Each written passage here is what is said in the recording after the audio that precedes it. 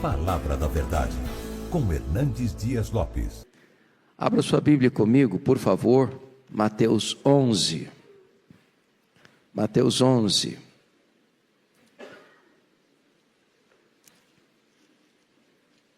E leremos a partir do verso 25 até o versículo 30.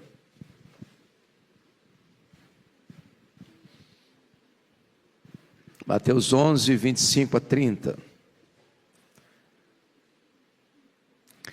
Por aquele tempo, exclamou Jesus: graças te dou, ó Pai, Senhor do céu e da terra,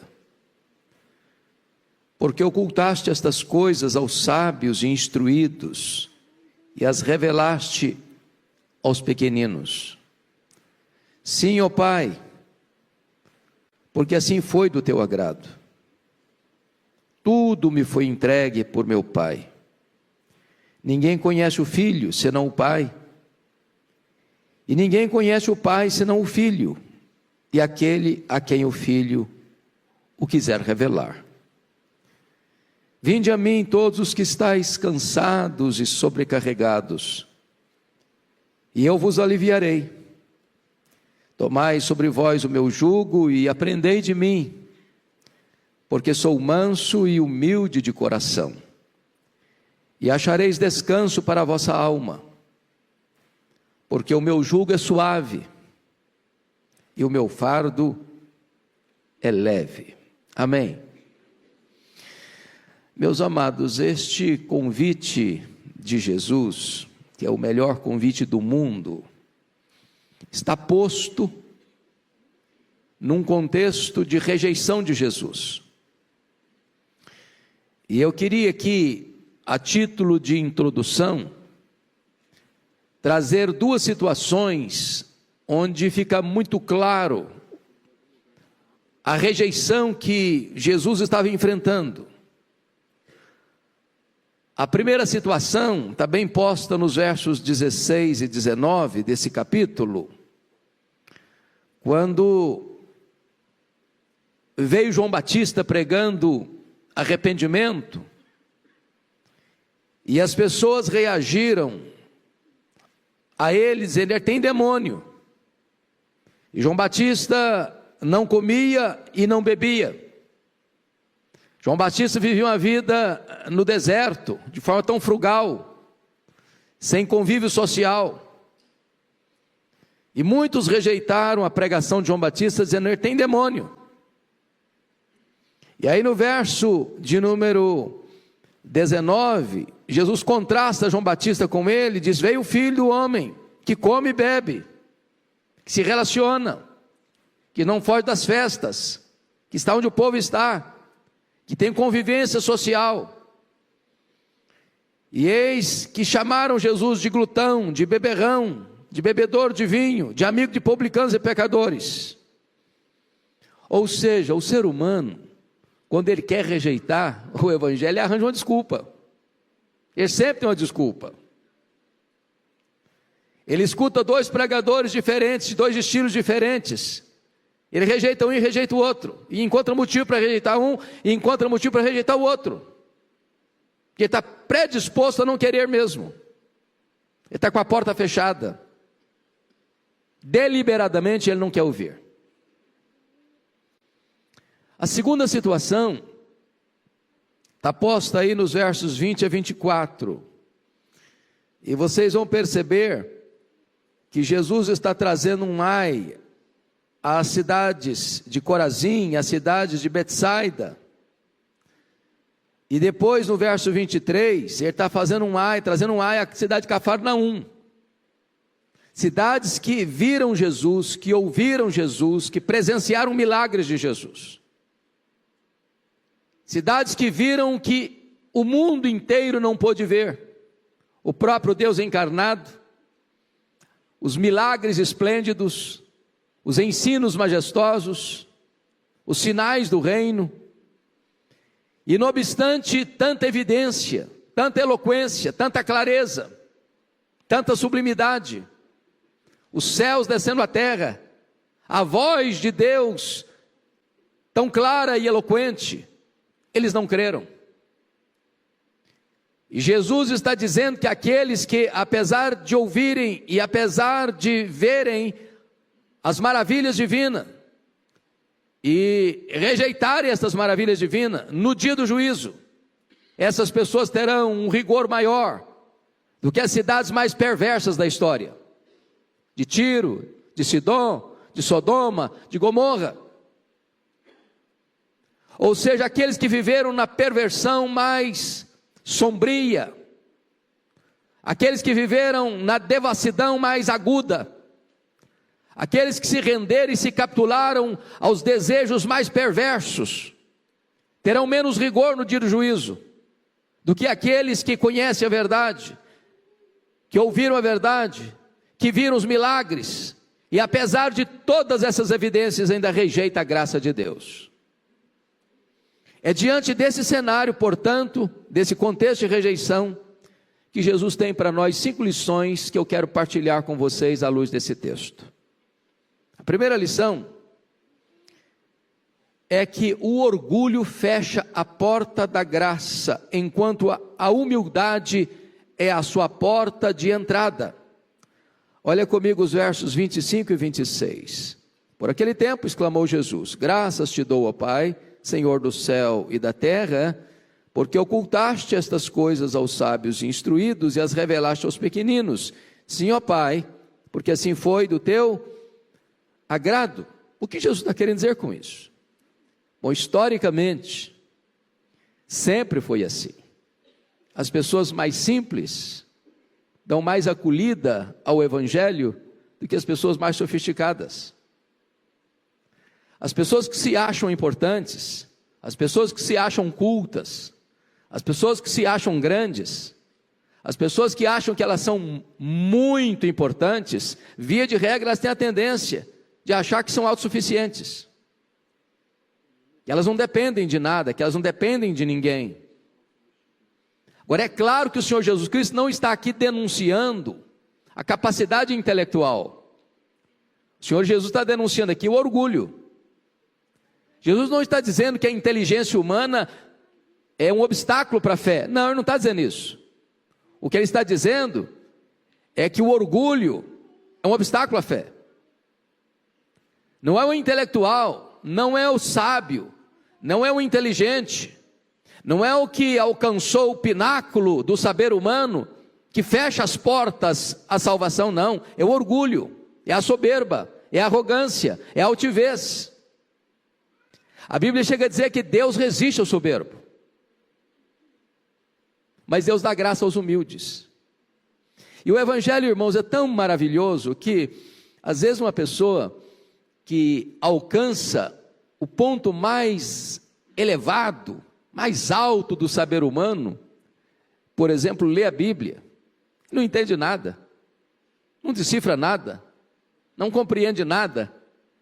E de repente uma pessoa que mal soletra e vai lendo aos trancos e barrancos, tem os seus olhos abertos, e ele compreende as verdades eternas. E Jesus está dizendo aqui: graças te dou, ó Pai, porque ocultaste essas coisas aos sábios entendidos, em outras palavras, aos soberbos, aos arrogantes, aos altivos de coração, mas as revelaste aos pequeninos. Se a arrogância fecha a porta da graça, a humildade abre a porta do reino. É por isso que Jesus começa as bem-aventuranças assim: bem-aventurados os humildes de espírito, porque deles é o reino dos céus. A palavra de Deus vai nos dizer que Deus despede os que se acham grandes vazios, mas abastece e alimenta os que chegam carentes da sua graça. A segunda lição que esse texto nos ensina, meus amados irmãos, é que somente através de Jesus Cristo os pecadores podem conhecer a Deus. Olha comigo o verso 27, por favor. Tudo me foi entregue por meu Pai. Ninguém conhece o Filho senão o Pai, e ninguém conhece o Pai senão o Filho, e aquele a quem o Filho o quiser revelar. Ou seja, Jesus está dizendo uma coisa aqui: Ele é o intérprete do Pai, Ele quem mostra o Pai, Ele quem revela o Pai, Ele quem dá compreensão de quem é o Pai. Você quer saber quem é o Pai? Você tem que ir a Jesus. Só Ele pode revelar o Pai para nós. Nenhum outro caminho, nenhuma outra forma. Não é uma ciência oculta, não é um ensinamento de um grande mestre, não é uma academia teológica, não é um livro místico que você vai ler e vai abrir o caminho, não é nenhuma experiência que você vai ter, não, é o Filho quem revela o Pai. E é curioso que há uma contrapartida, é o Pai quem revela o Filho. Vocês se lembram lá de Mateus 16, quando Jesus está lá no extremo norte de Israel, lá nas fraldas do Monte Hermon, lá em Bânias, onde nasce o Rio Jordão, em Cesaré de Filipe, que Jesus faz uma enquete com os seus discípulos, perguntando para eles assim: quem dizem os homens ser o Filho do Homem? E eles responderam: Senhor, o povo está tão confuso a teu respeito, uns pensam que tu és João Batista, outros acham que tu és Elias, outros acham que tu és Jeremias, outros acham que tu és alguns dos profetas. O povo não sabe nada, está todo confuso.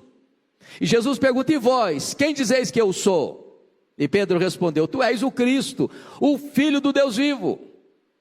Talvez Pedro aguardasse até um elogio de Jesus: parabéns, Pedro, você é um homem muito inteligente, você tem um bom discernimento espiritual, você tem razão, é isso mesmo. Mas Jesus disse o contrário para ele. Jesus disse assim: bem-aventurado és, Simão Barjonas, porque não foi carne e sangue quem tu revelaram, mas o meu Pai que está nos céus. Em outras palavras, ô Pedro, você só sabe quem eu sou porque o Pai me revelou para você, porque se o Pai não tivesse me revelado para você, como os outros, você também não saberia quem eu sou. Só o Pai revela o Filho, só o Filho revela o Pai. E Jesus está mostrando aqui esta verdade, porque a rejeição que ele estava tendo em Israel é que as pessoas não acreditavam que ele fosse o Messias, que ele fosse o Filho de Deus, que ele era o caminho para o Pai, que ele que haveria de levar ao Pai. Estavam rejeitando a Jesus. E quem rejeita Jesus não tem o Pai, quem não tem o Filho não tem o Pai. Não há mínima chance de alguém ter comunhão com Deus a não ser por meio de Jesus. Não há mínima chance de alguém entrar à presença de Deus a não ser pelo caminho que é Jesus. Não tem nenhuma possibilidade de alguém entrar nos céus senão pela porta que é Jesus. Ele é o mediador, ele é a exata expressão do ser de Deus, ele é o revelador do Pai. Essa é a verdade que está posta nesse texto. Mas agora vem a terceira verdade, irmãos, desse texto das 5 lições. Jesus faz o mais glorioso de todos os convites. Confira comigo o verso 28, por favor.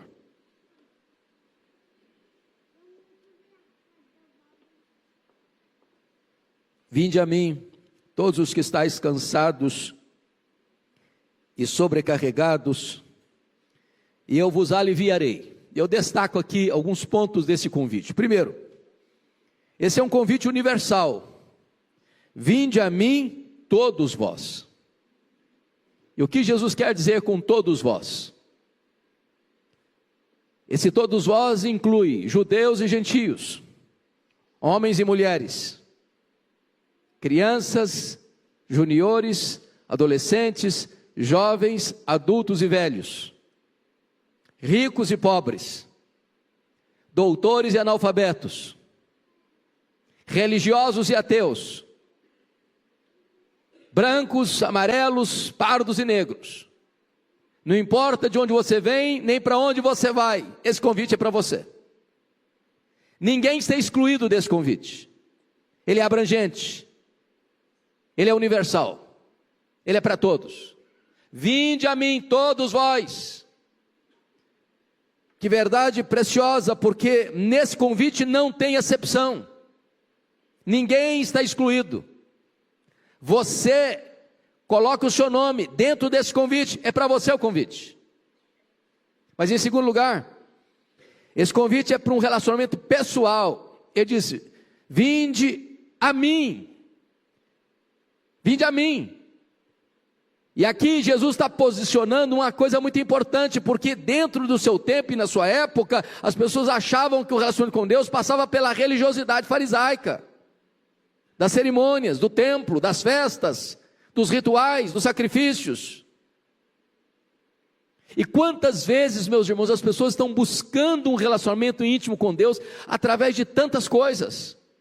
Não é institucional, não é uma instituição humana, não é a igreja, não é o rito aqui, não é o rito lá, não é qualquer experiência. Vinde a mim, é um relacionamento pessoal com Ele. Isso é insubstituível. Ele é a fonte, Ele é a porta, Ele é o caminho, Ele é o meio, Ele é o fim, Ele é tudo. E quantas vezes, amados irmãos, a nossa vida cristã vira uma relação institucional. As pessoas vêm à igreja, cantam, oram, ofertam, pregam, escutam, saem, voltam, mas não tem um relacionamento com Cristo, não tem intimidade com Ele, não conhecem a Ele, não se deleitam nele.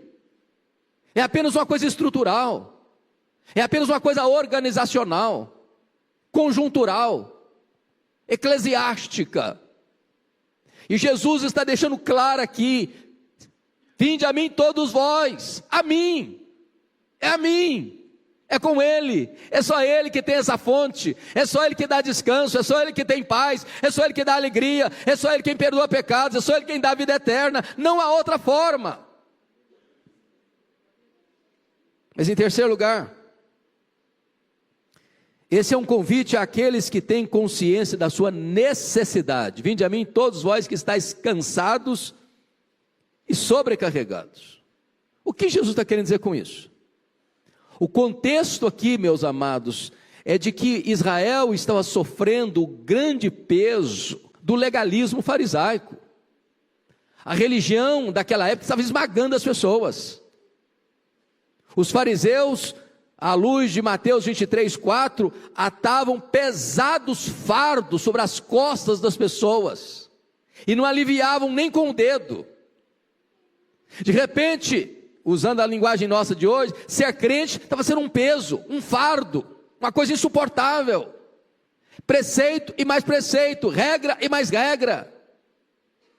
E de repente a vida cristã vira um uso e costume pesado. Não pode isso, não pode aquilo, não pode aquilo outro, não pode aquilo outro. De repente, vida cristã se tornou uma coisa difícil, pesada, dolorosa, amarga, dificílima de viver. Tem muita gente cansada da religiosidade, do formalismo, do legalismo, das regras e mais regras.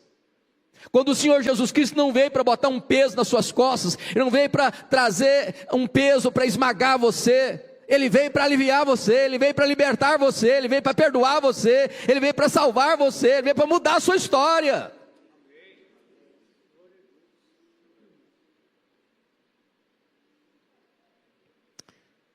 Mas, amados irmãos, eu queria destacar aqui duas coisas. Primeiro, há pessoas cansadas que precisam de descanso.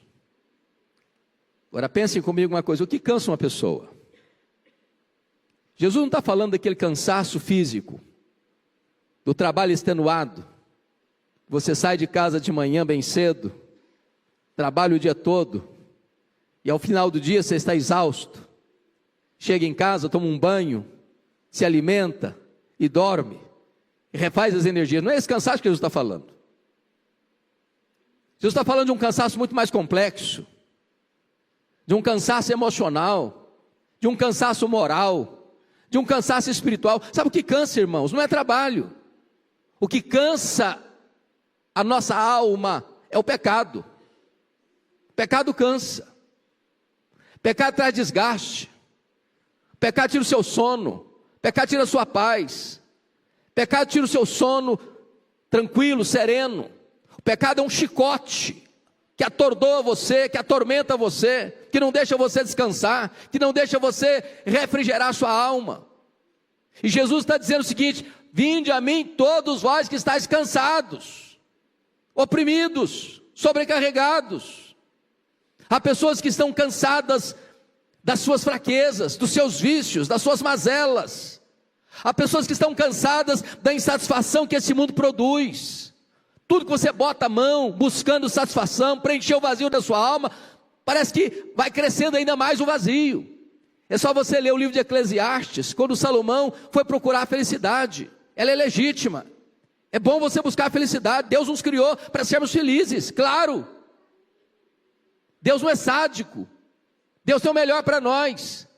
Mas o problema é que o homem vai buscar a felicidade onde? Nas aventuras, nos prazeres, nas alegrias debaixo do sol. E tudo que você bota a mão debaixo do sol não vai satisfazer você. Nem o trabalho, nem a riqueza, nem a conquista, nem a fama, nem o sexo, nem os prazeres, nem as aventuras, nem o conhecimento, nem a inteligência humana, nada disso é correr atrás do vento. Você não vai conseguir. Não vai conseguir. E aí as pessoas se cansam.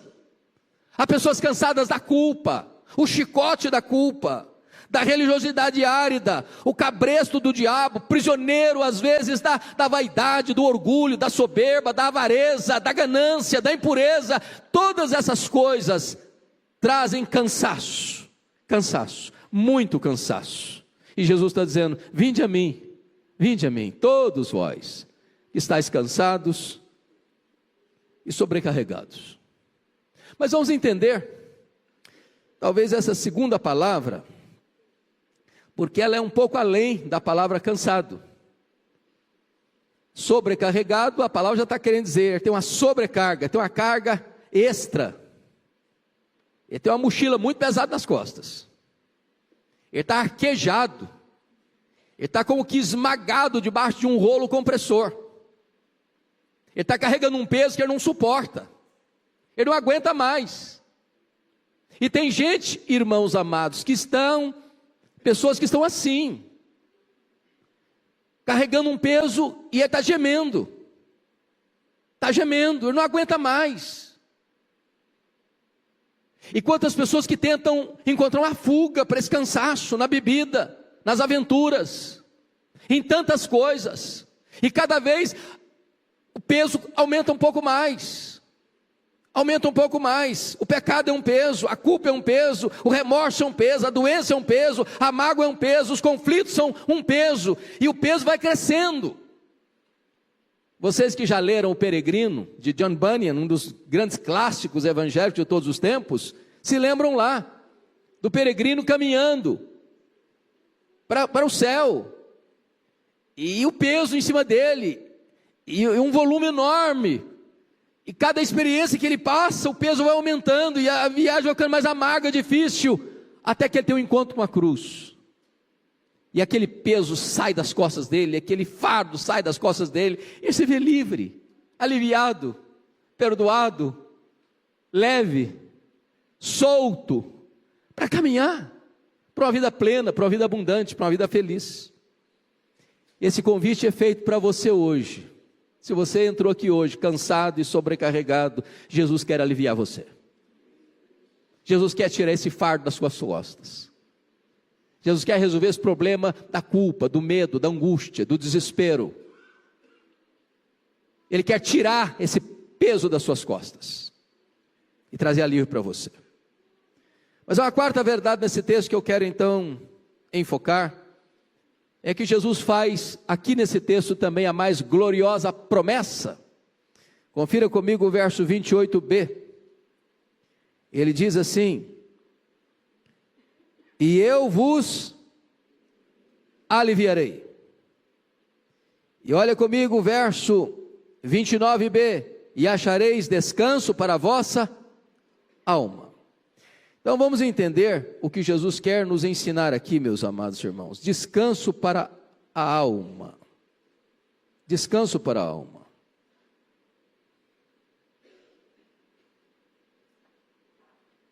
Quem está com a alma cansada aqui hoje?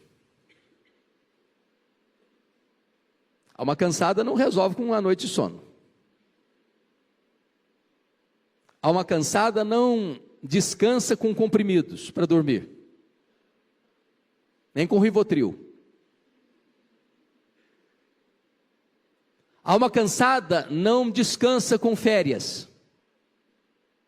A alma cansada não descansa com viagens para os lugares mais paradisíacos da terra. Para a alma cansada só tem um alívio: é a graça de Jesus, é o perdão de Jesus, é uma reconciliação com Jesus, é uma volta para Jesus. Talvez você entrou aqui hoje cansado, muito cansado. Talvez você entrou aqui hoje precisando de alívio para a sua vida. Talvez você entrou aqui hoje precisando de voltar-se para Deus e reconciliar-se com Deus. E o Senhor Jesus está aqui hoje para dizer assim: se você está cansado, se você está sobrecarregado, vinde a mim, e você vai encontrar descanso, você vai encontrar descanso para a sua alma. Se você colocar hoje a sua vida nas mãos de Jesus, quem sabe hoje você vai dormir, você vai ter paz, você vai ter sossego, você vai ter descanso, você vai ter alegria, você vai ter paz. Eu estava lendo certa feita a história dos 10 homens mais ricos do mundo, hospedados num hotel de luxo em Nova York, tratando dos seus negócios. E o autor que descreveu essa cena acompanhou a história daqueles 10 homens mais ricos do mundo, num hotel de luxo, cujas conversas nas horas mais informais eram suas iates, suas viagens, suas conquistas amorosas, suas posses, seus bens. 10 anos depois, todos os 10 estavam na ruína. 5 deles cometendo suicídio, 3 deles presos, 2 deles com doenças emocionais graves, completamente arruinados. Porque as coisas deste mundo não conseguem trazer alívio para a alma, não conseguem satisfazer o coração, não conseguem atender as demandas íntimas do coração. Mas o Senhor Jesus, Ele está aqui hoje para oferecer para você descanso. E descanso significa perdão. Descanso significa alívio do fardo do pecado e da culpa. Descanso significa você estar reconciliado com Deus e restaurado por Deus. Eu acho isso maravilhoso, porque Jesus não chega para esmagar a cana quebrada. O legalismo fariseu, quando alguém errava, arrebentava com a pessoa. Mas Jesus vem cheio de graça e de misericórdia. Ele é capaz de pegar as pessoas mais machucadas e feridas da vida para restaurá-las. Ele restaurou Pedro, não esmagou a cana quebrada. Ele restaurou pessoas que estavam completamente machucadas pela vida, como a mulher samaritana, como a mulher pega em adultério. Pegou um homem arruinado como Zaqueu e foi para a casa dele para salvá-lo. Não importa o histórico de vida sua hoje, não importa a situação que você entrou aqui hoje, não importa como você está na sua casa agora, Jesus hoje quer aliviar você, perdoar você, restaurar a sua vida, dar uma nova chance para você recomeçar uma linda caminhada na presença dele. Mas a última verdade que esse texto nos ensina, a quinta e última lição, é que Jesus chama para a mais gloriosa parceria. Confira comigo aí os versos 29 e 30. Tomai sobre vós o meu jugo e aprendei de mim, porque sou manso e humilde de coração. E o verso 30 diz: porque o meu jugo é suave e o meu fardo é leve. Então, 3 coisas que eu quero destacar. Primeiro, é que Jesus nos chama para uma vida de propósito. Tomai sobre vós o meu jugo. Veja que Jesus não está chamando você para o ócio, Ele está chamando você para o trabalho. Mais uma prova de que o trabalho não cansa, o que cansa é o pecado. Aliás, tem muita gente que está cansada de descansar. Tem muita gente que está cansada de ficar só sentado no banco de igreja. Você quer encontrar um propósito para a vida? Comece a trabalhar. Encontre o seu ministério. Encontre uma área para você servir. Encontre na vida um propósito. Mas a ideia aqui, meus amados irmãos, de jugo é um instrumento de trabalho. E a ideia aqui é a mais simples. Jesus era um carpinteiro. E certamente naquela época, onde todo o trabalho rural era feito com atração animal, ele deve ter feito na sua carpintaria jugos para os animais. É uma canga, onde você bota 2 animais, trabalhando um ao lado do outro. É jugo duplo. E é curioso que é sabido isso. Se você pega um boi, por exemplo, para puxar uma força, ele tem uma capacidade X. Mas se você bota um outro boi trabalhando junto, os dois, mais do que dobra a capacidade de ação, potencializa. Agora pense você que Jesus é o parceiro do jugo. E ele é todo poderoso. E ele é onipotente. E você é fraco, mas ele é forte. Você é incapaz, mas ele é capaz. Você tem limitações, mas ele é todo poderoso. E ele está dizendo o seguinte: vem comigo. Eu estou chamando você comigo. E eu vou com você. Você não vai sozinho, eu vou com você. Você não vai trabalhar sozinho, eu vou ser sua força. Eu vou dar direção para você. Eu vou dar significado para a sua vida. O seu trabalho vai ter propósito, vai ter direção, vai ter resultado.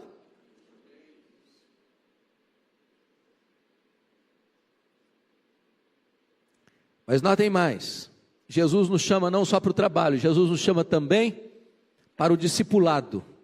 Ele diz no verso 29, aprendei de mim, porque sou manso e humilde de coração. Irmãos, a vida é um aprendizado com uma pessoa. É mais do que decorar frases, ou dogmas, ou doutrinas, ou versículos bíblicos. Tudo isso é da mais alta importância. Mas ele está dizendo, você quer uma vida vitoriosa, você quer uma vida com propósito? Aprendei de mim.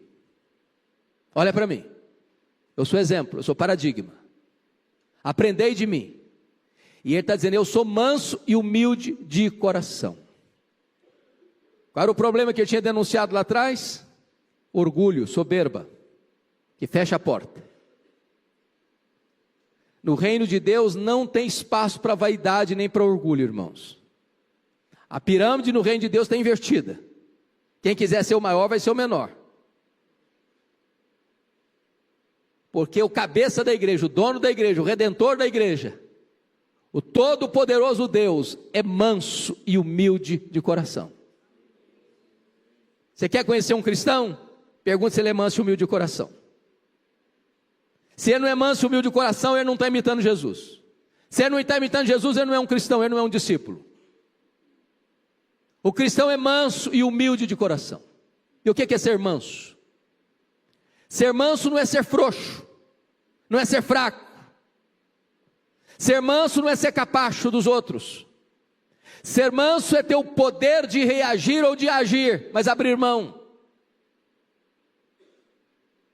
Ser manso é uma pessoa que tem todo o seu potencial sob controle. Essa palavra era usada inclusive para os animais adestrados. Você tem um animal que tem força brutal, mas se ele não for adestrado, adomado ou domado, ele pode usar essa força para o mal. Mas quando ele é manso, ele vai usar todo esse potencial para o bem. Você é um cristão, e você aprende com Jesus, e quando você aprende com Jesus, as suas ações são diferentes, as suas reações são diferentes, porque você está imitando Jesus. Você é manso e humilde de coração. Você não devolve, revide com revide, você não paga o mal com o mal, você é manso de coração. Você pode até vingar-se, mas você abre mão. Você pode até ter uma reação intempestiva e dura, mas você resolve ter uma reação doce e amável, porque você é manso e humilde de coração. Você não é altivo.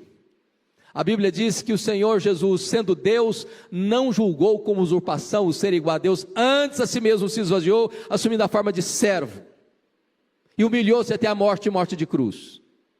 Quando você se humilha, Deus exalta você. pelo que o exaltou sobremaneira, e lhe deu o nome que está acima de todo nome, para que o nome de Jesus se dobre todo o joelho, nos céus, na terra e debaixo da terra, e toda a língua confesse que Jesus é Senhor, para a glória de Deus Pai. Mas finalmente, Jesus garante que a vida que Ele oferece é uma vida deleitosa, quando você pega o jugo dEle, e quando você imita a Ele. Porque no verso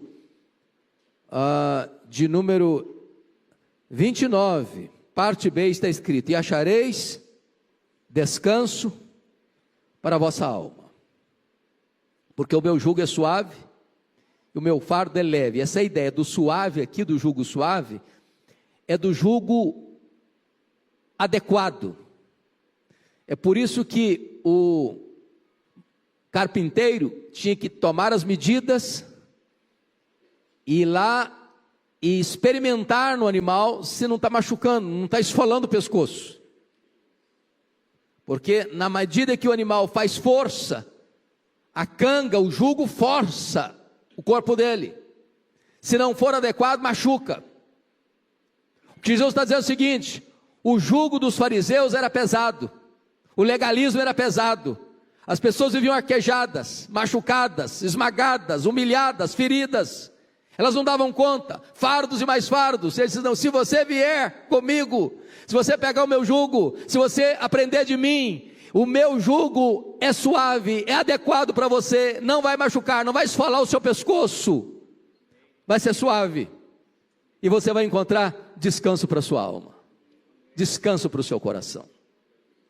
Meus irmãos, hoje temos crianças cansadas, tem adolescente cansado, tem jovens cansados, tem homens e mulheres cansados, tem uma população cansada, tem tanta gente completamente sobrecarregada, e não vou encontrar alívio nem nos remédios, não vou encontrar alívio nem nas viagens, não vou encontrar alívio nem nas aventuras, mas pode encontrar alívio nesta noite no Senhor Jesus Cristo. Ele está aqui, e Ele é poderoso para dar alívio e descanso para a sua alma. Qual vai ser a sua decisão? Cafarnaum ouviu Jesus, Cafarnaum viu os milagres de Jesus, Cafarnaum rejeitou Jesus.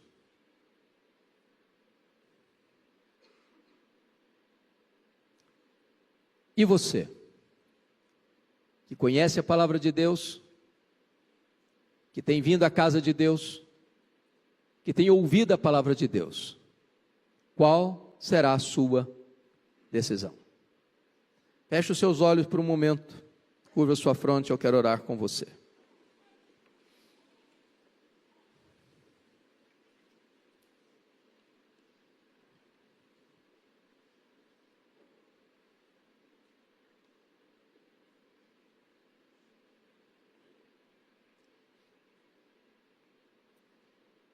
O Senhor Jesus que está aqui neste lugar, Ele conhece tudo e sonda a todos. Às vezes nós escondemos o nosso cansaço das pessoas.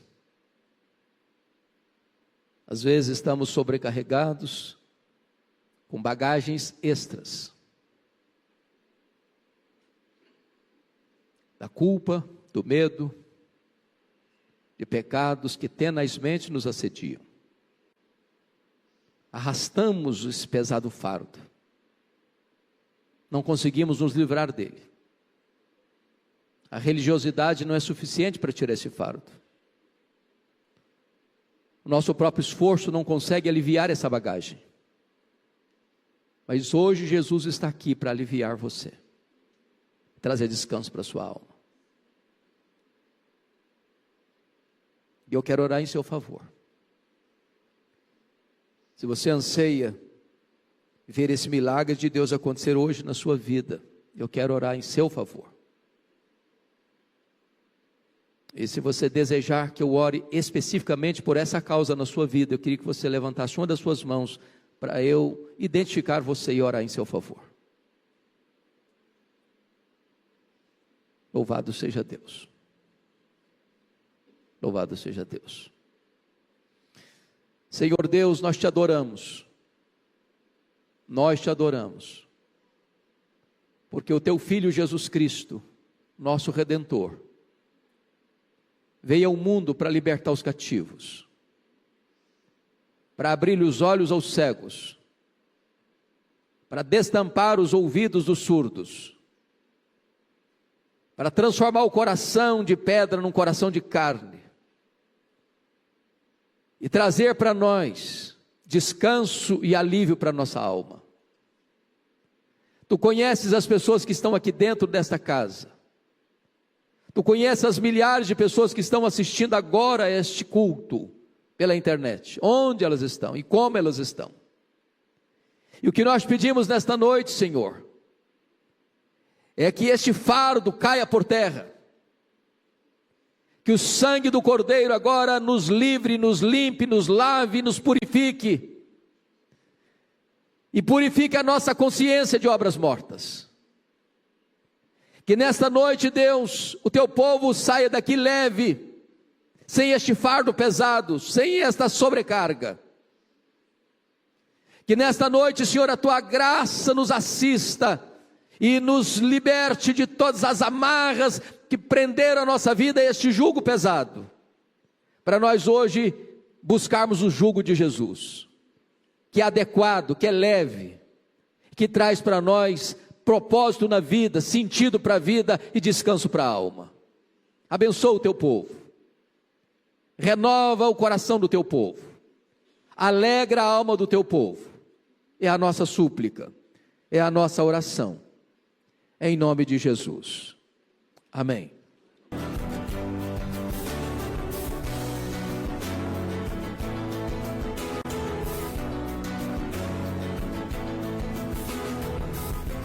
Palavra da Verdade, com Hernandes Dias Lopes.